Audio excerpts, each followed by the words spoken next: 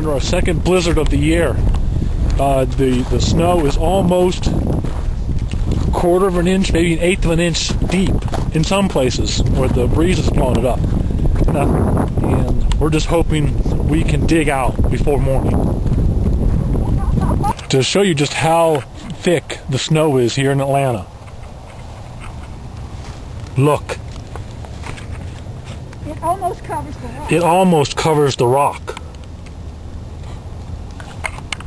The snowdrifts are just incredible here. As you can see, as I approach this huge snowdrift.